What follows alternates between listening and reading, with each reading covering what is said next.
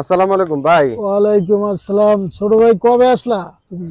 এই যে আমি তো কালকে আইছি বাড়ির থেকে। কি খবর বাড়ির? বাড়ি তো আছে আলহামদুলিল্লাহ, মোটামুটি ভালোই। তো আব্বার শরীরটা তো খারাপ এখন। আহ আব্বার তো চিকিৎসা করার দরকার।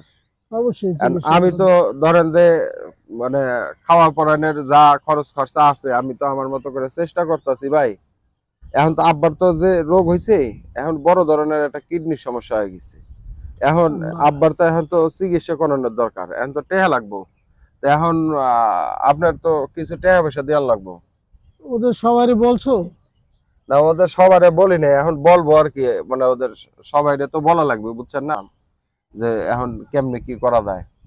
এখন তুমি তো জানোই আমার দুইটা ওয়াইফ, দুইজনের চালান লাগে, বাচ্চা কাচ্চা আছে। আমারই তো চলাটা মুশকিল। কিভাবে আমি কি করি? ওদের সাথে কথা বলো, দেখো। এখন বাপের তো চিকিৎসা করণই লাগবো, এখন তো কেমনে কি করি তো আমি তো বুঝতেছি না। দেখো একটু সবারই বলো কি বলে। ঠিক আছে, দেখি তাহলে সবার সাথে হ্যাঁ, কথাবার্তা সবার বলে সাথে দেখি। কথা আসসালামু আলাইকুম ভাইজান। ওয়ালাইকুম সালাম। কবে আইছো ভাই?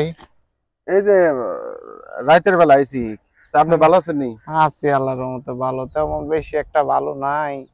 কি হয়েছে? ভাবির অপারেশন করাইয়া খুব বিতিকিচ্ছার ভিতরে আছি। ও না, এখন আব্বারও তো সমস্যা, কিডনির সমস্যা হয়ে গেছে, আব্বার তো চিকিৎসা করা লাগবো। এখন এটার তো টাকা পয়সা লাগবে, এটা কেমনি কি করুম? এইসব আমার কেউ না, আমি আমার বউরে নিয়ে খুব অসুবিধার ভিতরে আছি, জানো আমার দুইটা পোলা পাইন, খুব কষ্টে আছি। এইসব বিষয় নিয়ে আমার কাছে আইও না। ভাই আছো, ভাইয়ের মতো থাকো। আব্বা আছে, আব্বারে দেখে রাখো। এই বিজন তুই আমার এই প্রেশার দিও না।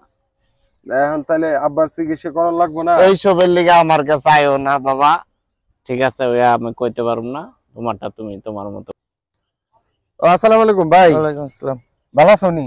হ্যাঁ ভালো আছি। এখন তোমার হাতে দেখা হয় ভালো হয়েছে। এখন ঘটনা হলো যে আব্বা তো অসুস্থ, আব্বার তো ওই যে চিকিৎসা করা লাগবে। আব্বার তো ওই যে কিডনির সমস্যা হয়ে গেছে, হ্যাঁ তো হার্টের সমস্যা আগে থেকেই। এখন মনে করো যে হ্যাঁ তো চিকিৎসা করার লাগবে, এখন টাকা পয়সা লাগবে তো। টিয়া পয়সা করতে দিব, কারণ আমার তো চাকরি বাকরি নাই। তোমার বাইশটা দুইটা স্কুলে ভর্তি করানো লাগবো, মাদ্রাসায় ভর্তি করানো লাগবো। কারণ আমার নিজেরই চলতে কষ্ট হইতেছে। আমি কেমনে কি টাকা পয়সা দিব? এখন বাপের চিকিৎসা করা লাগবে না? বাপের চিকিৎসা করা লাগবে। এখন আমার তো আমি চলতে পারি না, আমি নিজেই চলতে পারি না, বাপের চিকিৎসা কেমনে করামু? এখন চিকিৎসা এখন তো করা, বাপে তো অসুস্থ, এখন কেমনে কি করুম? এখন তোমরা আসো, তোমরা একটা ব্যবস্থা করো এখন। ভাইজান কেমন আছেন? ছোট ভাই কেমন আছো? কবে এলা? এই তো এই যে আইছি, রাত্রে বেলা আইছি। এখন ওই যে আব্বারও তো অবস্থা খারাপ, আব্বার তো চিকিৎসা করার লাগবে, আব্বার তো কিডনির সমস্যা হয়ে গেছে। করো চিকিৎসা করো, আমার কইতাছো কে? এমনি আমি খুব ঝামেলার ভিতরে, তুমি জানো না?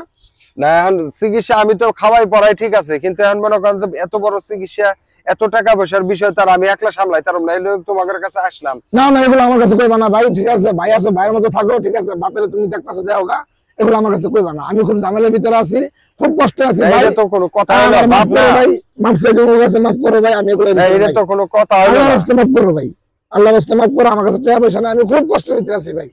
হ্যাঁ, আমি পারবো না ভাই, থাকো। আল্লাহ হাফেজ। তোমরা সবাই এখানে না?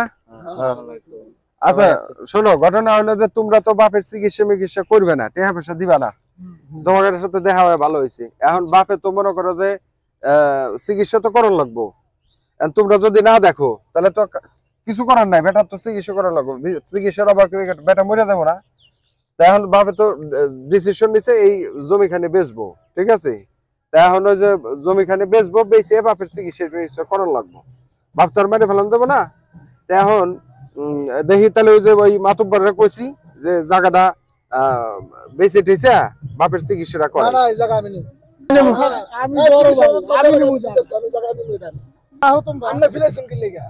আমার কথাটা রাখো। আমি নেবো জায়গা, আমি জায়গাটা বাইরে আজকে বাসায় তোমার কাছে লয়ে যাও। চলো। তার মানে বাপের মানে এখন জমি নিতে হইব তোমাকে। হ্যাঁ, জমি লাগবে। বাপের চিকিৎসা বাবদ তোমাকে টাকা পয়সা জমিটা নাই। বাইরে দেওয়ার দরকার কি? এটা আমরাই নেই। ও হ্যাঁ, ঠিক আছে, সমস্যা নাই। ঠিক আছে, তাহলে আব্বার সাথে কথা বইলে তারপরে আমি তোমাদের জানাবানি। আচ্ছা তোমরা ঠিক আছে, ঠিক আছে, ঠিক আছে, আমরাই নেব। ঠিক আছে। টাকা লাগে আমি শ্বশুর বাড়ি না না এটা এটা আমি নেওয়ার কথা বলছি, আমি আগে কইছি না, আগে তো আমি কইছি আমার দুইটা আমি না আগে আগে নেওয়ার কথা বলছি। না না না আমি নেব আমি তোমাকে কারো লাগে না, আমি বাবার আমার দেওয়ার আছে টাকা। যে বাবা মা 10 জন সন্তানকে লালন পালন করতে কষ্ট অনুভব করেনি, সেই 10 জন সন্তান মিলে আজ এক বাবার ওষুধের টাকা জোগাড় করতে পারে না। কিন্তু জমির খাতায় নাম লেখানোর জন্য সবার এত তাড়াহুড়া। বাবা বেঁচে থাকতে এক মুঠো ভাতের খোঁজ নেই, আর মরে গেলে তার কবরের জায়গা নিয়ে টানাটানি। জীবিত বাবার জন্য এক বোতল ওষুধ কিনতে কষ্ট হয়, কিন্তু মরে গেলে কবরের জায়গা নিতে সবাই দৌড়ায়। বাবা যখন সন্তানের জন্য নিজের জীবন বিলিয়ে দিলেন, তখন কষ্ট লাগলো না। আর আজ বাবা একটু সাহায্য চাইলো, সবাই অজুহাত খুঁজে। যে বাবা নিজের ক্ষুধা ভুলে আমাদের পেট ভরিয়েছেন, আজ তার এক ওষুধের দাম আমাদের কাছে বোঝা হয়ে গেছে। জীবিত বাবা মার দাম নেই, কিন্তু মরে গেলে তাদের নামে মিলাদ মাহফিল প্রতিযোগিতা। জমির দলিল সবাই নিতে চায়, কিন্তু হাসপাতালের বিল নিতে কেউ রাজি নয়। বাবার জমি কেনার টাকা সব ছেলেদের কাছেই থাকে, কিন্তু বাবার ওষুধ কেনার টাকা কোনো ছেলের কাছেই অবশিষ্ট থাকে না। তো গাইস, আমাদের ভিডিওটা আপনাদের কেমন লাগলো অবশ্যই জানাবেন। ভালো থাকবেন সবাই। আসসালামু আলাইকুম।